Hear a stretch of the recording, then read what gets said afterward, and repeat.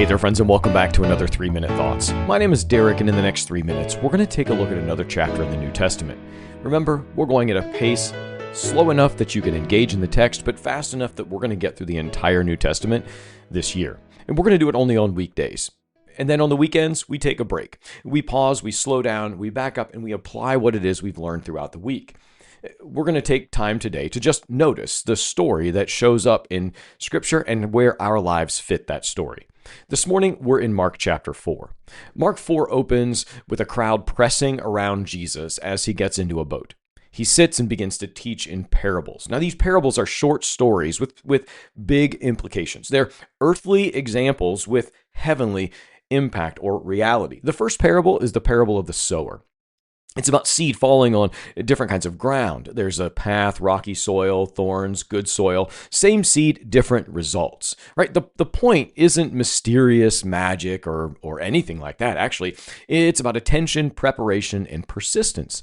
The message lands differently depending on what's ready to receive it, depending on who is ready to receive it. Now, the seed isn't just seed you scatter in the ground. It's actually the message of the gospel. That's why the different grounds represent different kinds of people, different kinds of lives that are impacted in different ways by the gospel. Some have been trampled by life. Maybe that's the path. Maybe some have gone through some hard times, the rocky soil, but they're soft enough to let that message take root. But if it's not nurtured well, it's going to die quickly. So parables are these earthly stories with heavenly significance, ways that we can understand a teaching that's hard to get by using something that we understand in our day-to-day lives. Jesus shares more of these parables in this chapter. There's the lamp under a basket, the growing mustard seed, yeast in dough. They all point to something similar. God's work starts small. Often it starts invisible, but as it works, as it grows, as it does its job, it expands in ways we might not expect. Think about yeast, right? You put just a tiny bit of yeast in this pile of dough, and the dough just starts to rise. I don't know much about this because I'm not allowed to bake in my house because bread turns out like bricks. But that's another story. The disciples start to push back. They're asking for clarity. So Jesus pulls them aside. Parables aren't meant to confuse. It's about engagement. You see, those willing to wrestle, reflect, and follow are the ones who start to see the patterns.